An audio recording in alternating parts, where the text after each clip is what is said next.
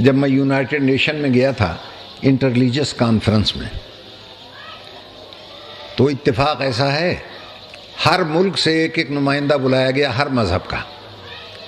فاروق لغاری صاحب صدر تھے، پتہ نہیں کیسے خیال آیا، مجھے یہاں سے بھیج دیا، انہوں نے ریکمینڈ کر دیا۔ اب جسے فاروق ریکمینڈ کرے اسے کون مسترد کرے بھائی؟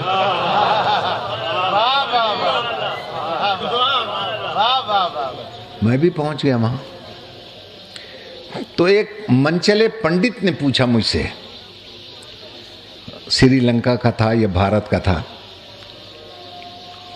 کہ جی آپ یہ فرمائیں کہ ہر ایک اپنے اپنے رہبر کی خوبیاں بتا رہا ہے، آپ اپنے رہبر مولا علی کی کوئی ایسی خوبی بتائیں جو یہاں آنے والے 286 مذاہب کے کسی مذہب میں اس کے رہبر میں نہ پائی جائے۔ پہلے تو بھائی میرا سر چکرایا، پھر مجھے اپنے چھٹے امام کا فرمان یاد آیا،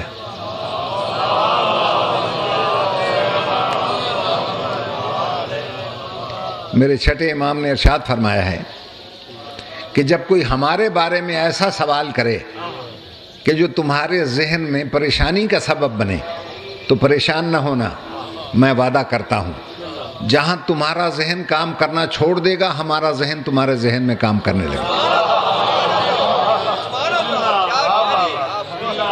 جہاں تمہاری زبان رکنے لگے گی ہماری زبان تمہاری زبان میں بولنے لگے گی۔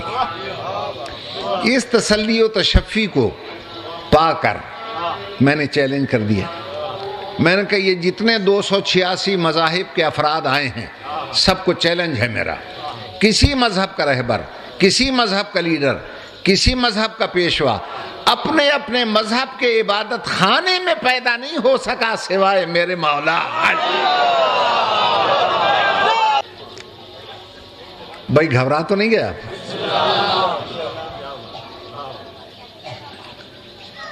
تو اس لیے میں نے کہا، کہنے لگا کوئی اچھی طرح سمجھا دیں مجھے، میں مسلمان ہوں نہیں۔ میں نے کہا بھارت کے ہو؟ کہنے لگا ہاں ہم لوگ اصلی طور پہ تو وہیں کے ہیں۔ میں نے کہا بھارت زرعی ملک ہے؟ کہنے لگا ہاں۔ میں نے کہا وہاں باغات نہیں لگتے؟ کہنے لگا لگائے جاتے ہیں۔ میں نے کہا وہاں کے آم مشہور ہیں؟ کہنے لگا جی ہاں۔ میں نے کہا جب کوئی آم میٹھا پھل دینا بند کر دے، توجہ ہے یا نہیں، تو پھر اس کی نسل کیسے چلاتے ہو؟ کہ پیوند کے ذریعے۔ میں نے کہا بس یہیں سے سمجھ لو، اللہ نے کائنات میں ایک نبوت کا درخت لگایا، جب 1,24,000 بہاریں دیکھ کر وہ بلا فصل ہو گیا، اب اس پر ثمر آنا بند ہو گئے نبوت کے، تو اللہ نے اس کی نسل کو آگے بڑھانے کے لیے اسی جنس کا ایک پودا سرکاری بنگلے کے گملے میں پیدا کر دیا۔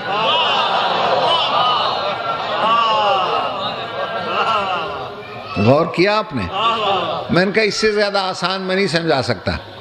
اسی جنس کا ایک پودا سرکاری بنگلے کے گملے میں پیدا کر دیا۔ اب یہ میں آپ کی نظر کرتا ہوں، پودا اتنا طاقتور اور زوردار تھا کہ گملے میں شگاف آ گیا۔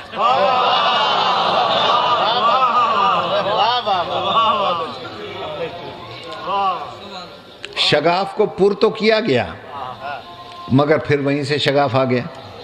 آج تک کعبے میں لکیر ہے، توجہ ہے یا نہیں؟ کہنے لگے جب اتنا بڑا رہنما ہے آپ کا تو آپ سنی شیعہ میں کیوں تقسیم ہیں؟ ہم نے کہا نہ ہم کوئی سنی ہیں اس کے لیے نہ شیعہ ہیں پنڈت جی، ہم سب سنی شیعہ ایک ہیں۔ کہ ایک ہو کیسے ایک ہو؟ نام دو ہیں۔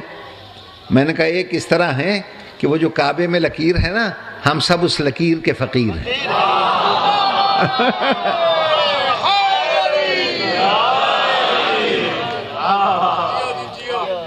اور صاحب لکیر جناب امیر ہے۔ پھر صلوات پڑھ دیجئے.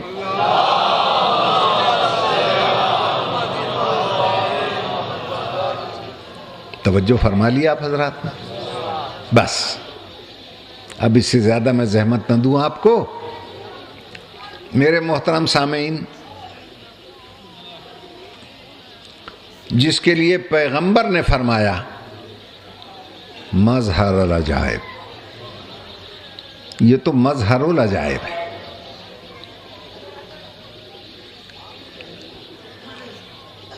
زندگی رہی تو آئندہ انشاءاللہ تقریروں میں بتاؤں گا کہ لوگ علی کی فضیلت پر اعتراض کرتے ہیں. میں کہتا ہوں علی کی فضیلت تک کون پہنچے گا؟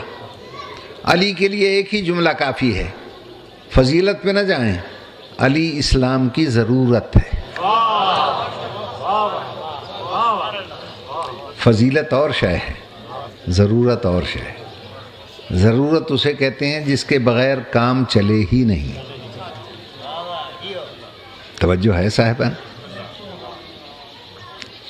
اس نے بچپن میں وعدہ کیا تھا کہ میں آپ کی مدد کروں گا.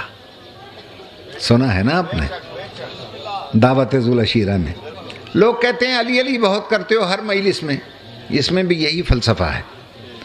ہم 1400 سال سے اپنی مجالس میں علی کی زندگی کا ایک ایک لمحہ ٹٹول کر یہ دیکھتے ہیں کہ کہیں اپنے وعدے سے پھرا تو نہیں.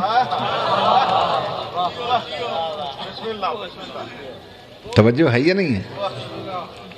لیکن جہاں جہاں مدد پڑی اس نے کی. میری بات پہ اور ہے. جہاں جہاں مدد کی ضرورت ہوئی، احد ہو، خندق ہو، بدر ہو، حنین ہو، ارے جہاں ساری گاڑیاں پھنس گئی تھیں. توجہ ہے یا نہیں؟ وہ ایک ہی موقع ہے، خیبر. مجاہد جا رہے تھے، آ رہے تھے، جا رہے تھے، آ رہے تھے. 39 دن تک فتح نہ ہوا. تو اللہ کے رسول نے دیکھا کہ یہودیوں نے مزید فوج منگوا لی. اب اگر فوج آتی ہے اور خیبر فتح نہیں ہوتا تو ساری محنت پہ پانی پھرتا ہے. اللہ کے رسول نے اللہ کے رسول نے خیبر کے میدان میں آدھی رات کو مصلی بچھا دیا اور اللہ سے یوں ہم کلام ہوا جیسے میدان جنگ میں کوئی جرنیل اپنے فیلڈ مارشل سے بات کرتا ہے. یا اللہ میں تیرا بندہ محمد بول رہا ہوں. اللہ نے کہا کہاں سے بول رہے ہو؟ یا اللہ خیبر کے میدان سے. کیا کہنا چاہتے ہو؟ ادھر سے فوج آ رہی ہے، ادھر سے مجاہد آ رہے ہیں. اللہ نے کہا پھر ہم کیا کریں؟ یا اللہ اگر فتح نہ ہوا پلے کچھ نہیں بچے گا. اللہ نے کہا میرے حبیب تو خود سوچ، یہ جتنے تیرے مجاہد ہیں ہمت سے لڑتے ہیں، بہادری سے لڑتے ہیں، دلیری سے لڑتے ہیں، مگر ہیں تو انسان. مقابلے میں خیبر کا در. انسان کا اور در کا مقابلہ ہی کیا ہے؟ مقابلہ کرانا ہے تو کل در کی در سے ٹکر کرا.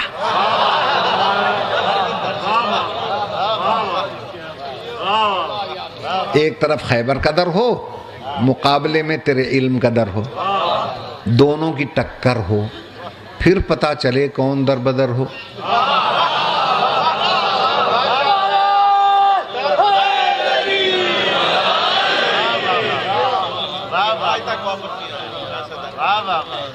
یا اللہ وہ در کی در سے کیسے ٹکر کرا دوں؟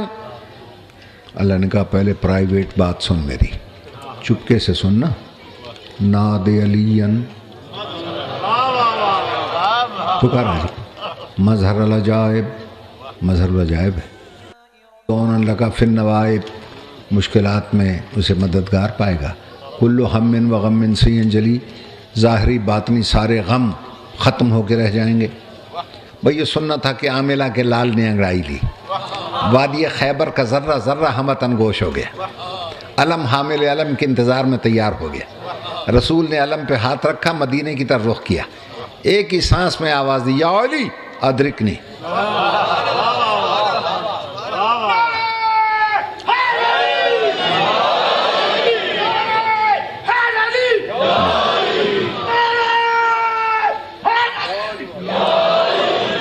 इधर पैगंबर की जबान से निकला या, अभी अली का लफ्ज नहीं आया, उधर अली ने कुरान को जुज़दान में रखा। पैगंबर ने कहा अली, अली ने कहा कम्बर जल्दी मेरा घोड़ा ले आओ, जल्दी करो जल्दी करो। पैगंबर की ज़बान पर आया अदरिक, कुरान नातिक रहलज़ीन पर मकीन हो गया। अभी अदरिकनी की ये मुकम्मल न हुई थी, अबू तुराब ने तुराब को समेट के आवाज़ दी, अस्सलामु अलैका या रसूलल्लाह, मैं आ गया, क्या हुक्म मेरा।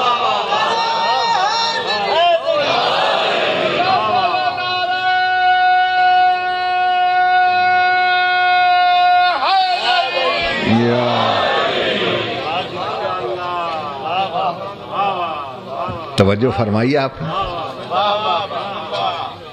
और जैसे ही अली को देखा,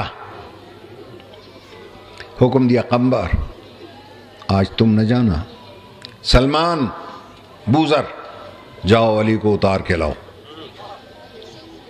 ये इन दोनों को क्यों भेजा? एक ईमान के 9 दर्जे पे फायज था, एक 10 दर्जे पर फायज था, कुल्ले ईमान को उतारना था। अब इधर सलमान, इधर बूजर, दरमियान में ख्वाजा कम्बर।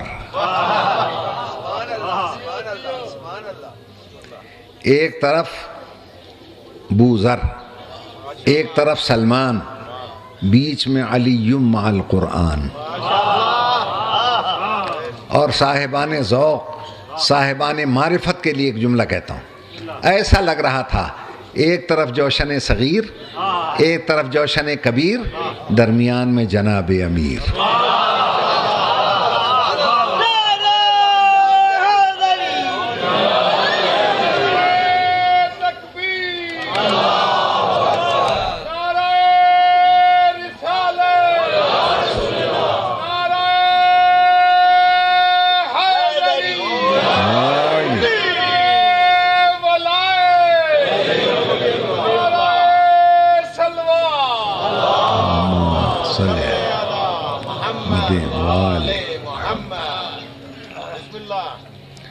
और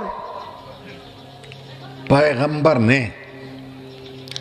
अली का सर सीने से लगाया और इरशाद फरमाया कि अना दारुल हिकमते व अलीयुन बाबुहा। हिकमत का मैं घर हूं, ये अली उसका दर है। दर की दर से टक्कर हो रही थी ना, तो दर का तारुफ करवाया, मैं घर हूं और अली उसका दर है। अब मेरी भी एक बात सुन लो, जैसे ही पैगंबर ने कहा ये हिकमत के घर का दर है, सारे नात खानों की रूहें मस्जिदों में पुकार उठी, सारे नबी तेरे दर के सवार।